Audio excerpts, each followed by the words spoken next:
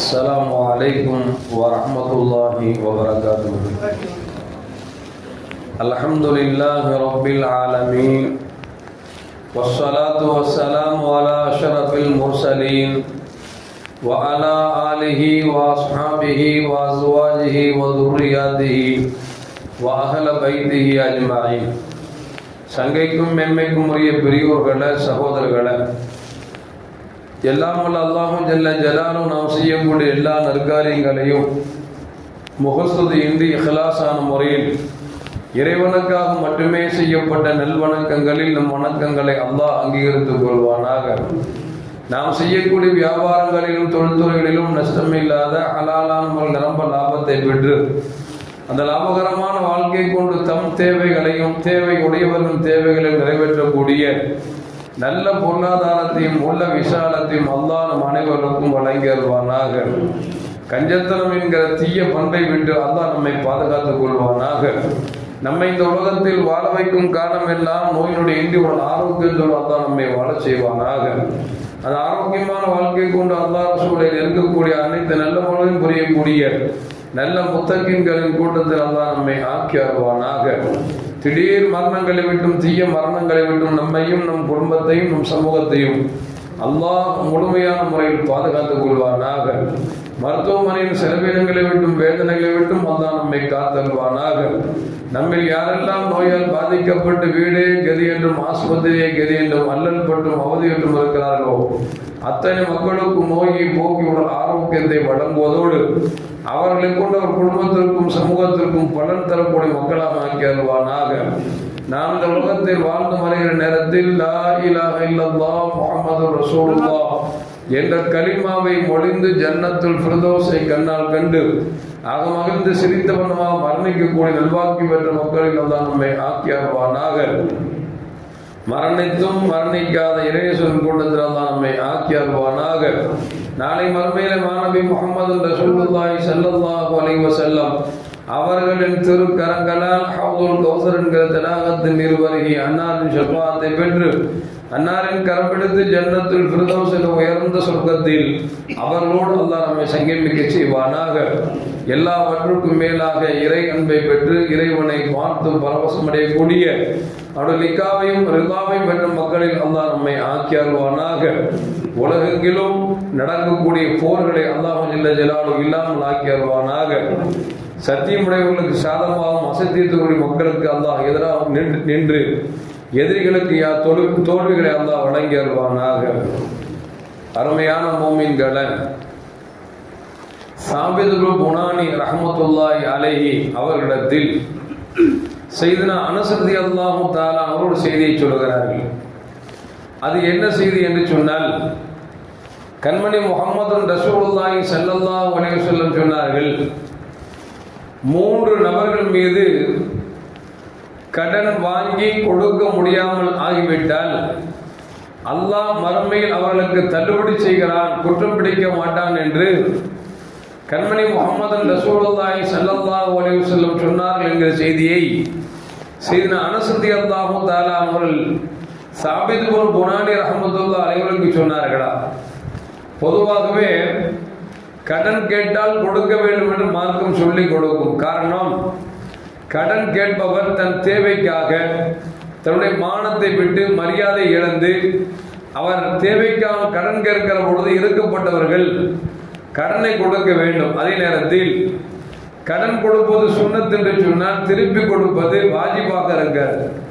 கடனை வாங்குகிற பொழுது நாம் அவனை ஏய்க்க வேண்டும், அப்படியே நாம் தள்ளி அவனை தள்ளி போட செய்ய வேண்டும் என்கிற எண்ணம் இல்லாமல் வாங்கிய கடனை அல்லாஹ் சீக்கிரம் அடைப்பதற்கு வழிவகை செய்ய வேண்டும் என்று சொல்லி எண்ணத்தில் வாங்க வேண்டுமே தவிர ஏமாற்ற வேண்டும் என்கிற எண்ணத்தில் வாங்கிவிடக் கூடாது. காரணம், கண்மணி முஹம்மது ரசூலுல்லாஹி ஸல்லல்லாஹு அலைஹி வஸல்லம் அவர்கள் வாழுகிற காலத்தில் ஒரு ஜனாசா கொண்டு வரப்பட்டது. கண்மணி முஹம்மது ரசூலுல்லாஹி ஸல்லல்லாஹு கேட்டாங்க, இந்த ஜனாசாவிற்கு கடன் இருக்கிறதா என்று கேட்டார்கள். ஆமாம் என்று சஹாபாக்கள் சொன்னார்கள். பெருமானார் ஸல்லல்லாஹு அலைஹி சொன்னாங்க, இந்த கடனாளியா இருக்கக்கூடிய இந்த மையத்திரை நான் தொலை வைக்க மாட்டேன், நீங்கள் தொலை வைத்துக் கொள்ளுங்கள் என்று பெருமானார் ஸல்லல்லாஹு அலைஹி வஸல்லம் ஒதுக்கி கொண்டார்கள் என்றெல்லாம் ஹதீஸில் வருகிறது. இப்போ உலகத்தில் வாழுகிற பொழுது கடன் வாங்கக்கூடாது, வாங்கினால் திருப்பி கொடுத்தாக வேண்டும். திருப்பி கொடுக்கவில்லை என்று சொன்னால் பெருமானார் ஸல்லல்லாஹு அலைஹி வஸல்லம் அவர்கள் காமித்த அந்த வெறுப்பிற்கும் நாம் ஆளாக வேண்டிய இருக்கும் என்பதை நம் மனதில் வைத்துக் கொள்ள வேண்டும். இப்போ பெருமானார் ஸல்லல்லாஹு சொல்றாங்க, 3 பேரின் கடன்களை அல்லாஹ் அவர் அடைக்க முடியாவிட்டால் நாளை மறுமையிலே தள்ளுபடி செய்கிறான் என்று பெருமானார் ஸல்லல்லாஹு சொன்னாங்க அப்படின்னாங்க. ஒன்று யார் அப்படின்னா, ஒருவர் வாலிபராக இருக்கிறார், அவர் திருமணம் முடிக்க வேண்டும். திருமணம் முடிப்பதற்கு எந்த விதமான வசதி வாய்ப்புகளும் இல்லாமல் இருக்கிறார்.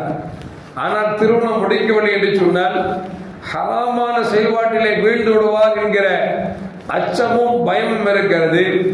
எனவே ஹராமை செய்வதை விட நாம் கடனை வாங்கிவிட்டு நாம் திருமணம் முடித்து கொண்டு அதற்கு பிறகு கடனை அடைத்து விடலாம் என்று அவர் கடன் வாங்கி சுன்னத்தான திருமணத்தை முடிக்கிறார்.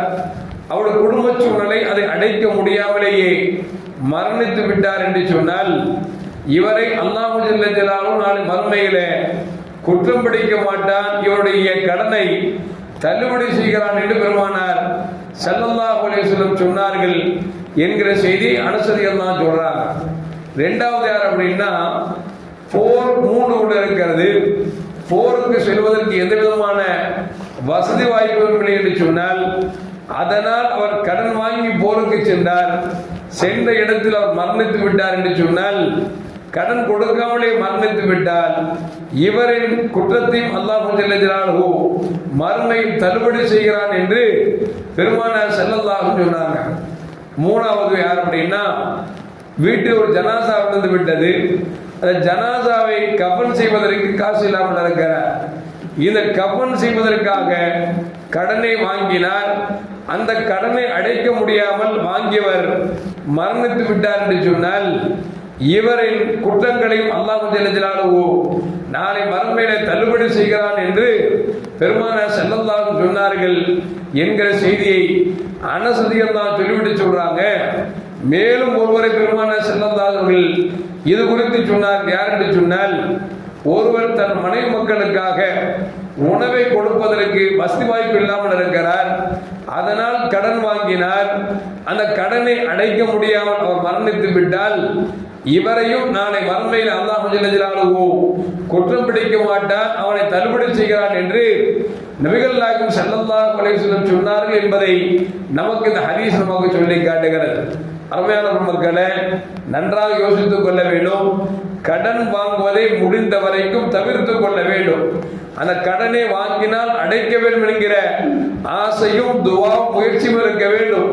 நாம் கடனை அடைக்க கூடாது என்கிற எண்ணத்திலேயே கடனை அடைக்காமல் மரணித்து விட்டால் அவன் மீது பெருமானார் ஸல்லல்லாஹு தொலை வைக்க மாட்டேன் என்று சொன்னது மட்டுமல்ல, நாளை மறுமையிலே குற்றம் பிடிக்கப்படும். ஆனால் நான் சொன்ன இந்த 4 பேர் இருக்கிறார்களே, இவர்கள் கடன் அடைக்க வேண்டும் என்கிற எண்ணத்தில் தான் வாங்கினார்கள்.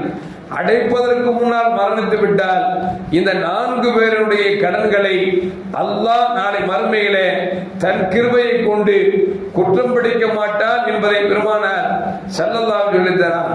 இதிலிருந்து என்ன விளங்குது அப்படின்னா, குடும்பத்திற்காக ஒரு சிரமத்தை எடுத்துக்கொண்டோம் என்று சொன்னால் அந்த சிரமத்தை அல்லாஹ் நன்மையாக மாற்றித் தருகிறான் என்பதை பெருமானார் ஸல்லல்லாஹு சொல்லித் தரார்.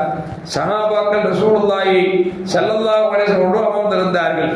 ஒரு நல்ல தோழர், ஒரு ஆள் பைவானாக இருக்கிறார், வாட்டச்சாட்டமாக இருக்கிறார்.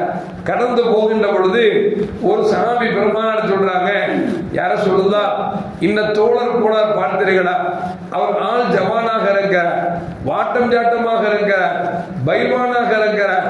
இந்த உடலை போர்க்களத்திற்கு அவர் போருக்கு வந்து தன் வீரத்தை காமித்தால் அது அல்லாஹ்வின் பாதையிலே சென்றதுக்கு அர்த்தம் அல்லவா என்று சொன்ன பொழுது நபிகள் நாயகம் ஸல்லல்லாஹு அலைஹி சொன்னாங்க, இந்த உடல் வாகை வைத்துக் கொண்டு இந்த ஆள் ஜவானாக இருக்கிறாரே, இந்த உடலை வைத்துக் கொண்டு தன் குடும்பத்திற்காக உழைத்தாலும் கூட அதுவும் அல்லாஹ்வின் பாதைதான் என்று பெருமானார் ஸல்லல்லாஹு அலைஹி சொன்னார்கள் என்கிற ஹதீஸும் நமக்கு காணப்படுகிறது என்று சொன்னால், அருமையான மக்களே, இறைவன் கொடுத்த ஆற்றலை அவனை வணங்குவதற்கும் நம் குடும்பங்களுக்கு நாம் சம்பாதித்து கொடுப்பதும் அது அல்லாஹ்வின் பாதை என்பதை விளங்கிக் கொள்ள வேண்டும். எல்லாம் வல்ல அல்லாஹ் ஜல்ல ஜலாலுஹு நாம் வாழும் காலம் எல்லாம் உடல் ஆரோக்கியத்தோடு வாழ செய்து அந்த ஆரோக்கியமான வாழ்க்கையை கொண்டு மனை மக்களுக்கு உழைத்து போடுவதற்கும் நம்ம இறைவன் நம்ம எந்த நோக்கத்திற்காக படைத்தானோ அந்த வணக்கத்தை செலுத்தக்கூடிய நன்மக்களின் கூட்டத்தில் நம் அனைவர்களையும் அல்லாஹ் ஆக்கி அருள்வானாக. அஸ்ஸலாமு அலைக்கும் வரஹ்மத்துல்லாஹி வபரகாத்துஹு. ஸல்லல்லாஹு அலா முஹம்மத் ஸல்லல்லாஹு அலைஹி வஸல்லம்.